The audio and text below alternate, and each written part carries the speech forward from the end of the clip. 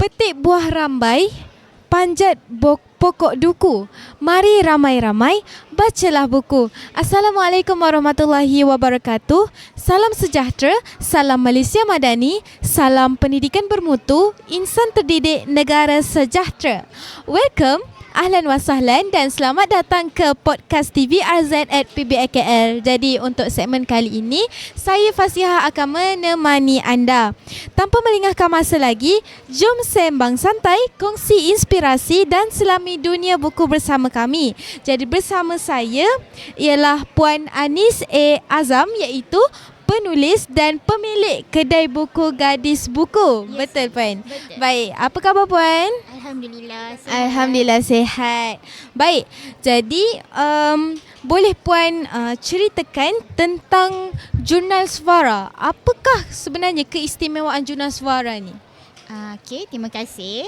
Ya. Saya Anis, pemilik kedai buku Gadis Buku, dan alhamdulillah untuk edisi Pesta Buku Antarabangsa Kuala Lumpur kali ini, esei saya diterbitkan dalam Jurnal Suara yang dalam edisi ke-18 Borneo Mistis Timur Menenggara.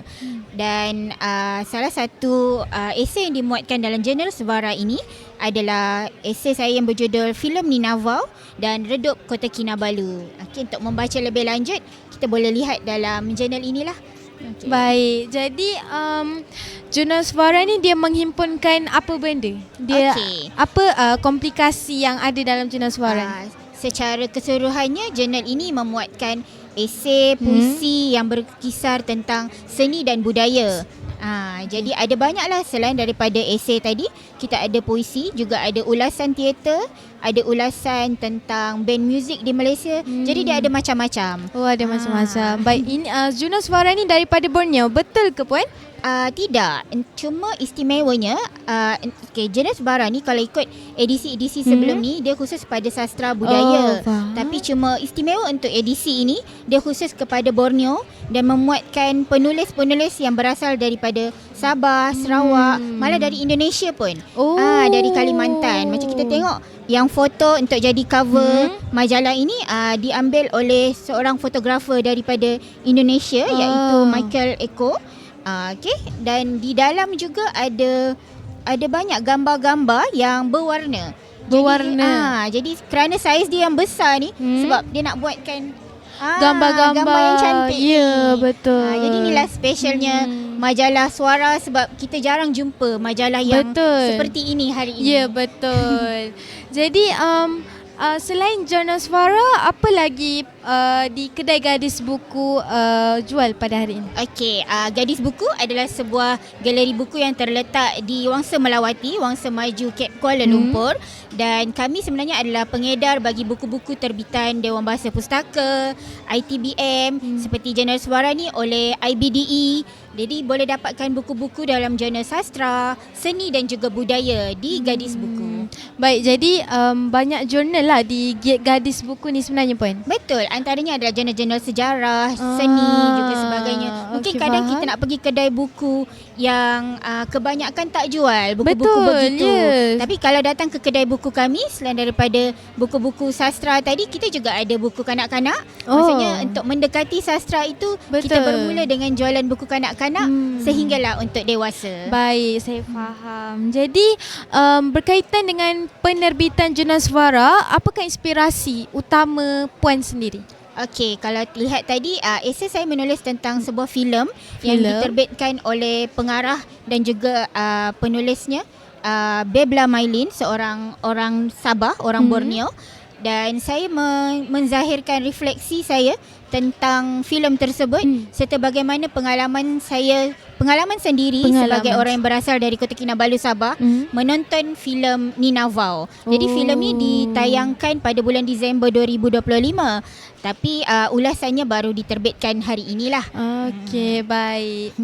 Jadi apakah nasihat Puan kepada masyarakat yang ingin mula menulis jurnal? Sebab jaranglah sebenarnya orang ingat kalau menulis ni mesti macam menulis novel, buku-buku macam motivasi, buku komik kan.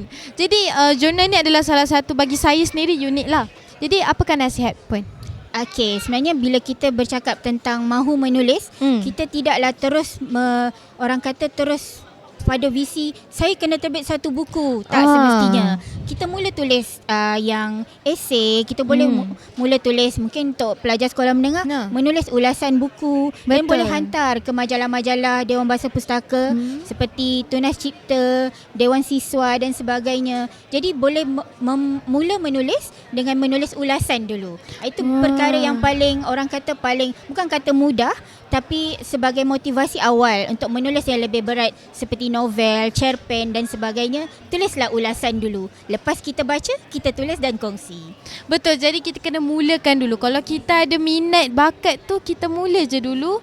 Lepas tu nanti kalau kita usaha, lama-lama mesti kita dapat juga apa yang kita nak. Terutama macam kita nak hasilkan buku. Betul. Betul Fasiha. Pengalaman di pesta buku ni pun boleh tulis. Oh, boleh hantar ke majalah boleh hantar Dewan ke Bahasa. majalah. Betul. Macam syarikat-syarikat majalah begitu. Betul. Syarikat saya bagi khususnya ke Dewan Bahasa dan Pustaka. Oh, baik. Jadi saya pun boleh try lah ni ya. Boleh Fasiha, Boleh. digalakkan. Boleh try apa pengalaman sebab Betul. okey. Sebab kami pun lama di sini kan. Okey, jadi baik. Sudah tak sedar kita dah habis kita dah sampai ke penghujung segmen podcast kita pada Kejap kali ini. je. Ya, betul. Jadi terima kasih kepada Puan Anis kerana sudi meluangkan masa bersama kami dan juga terima kasih kerana sudi mempromot Juna Suara. Jadi saya promote kepada anda semua, marilah sama-sama kita ke kedai gadis buku untuk kita dapatkan Juna Suara. Okey? Jadi semoga perbualan kita hari ini dapat membuka ruang kepada idea, ilmu dan perspektif baharu kepada anda semua.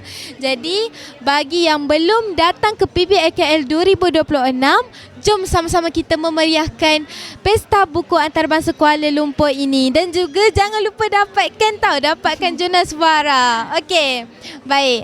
Malaysia Membaca merayakan buku. Terima kasih dan jumpa lagi. Bye-bye.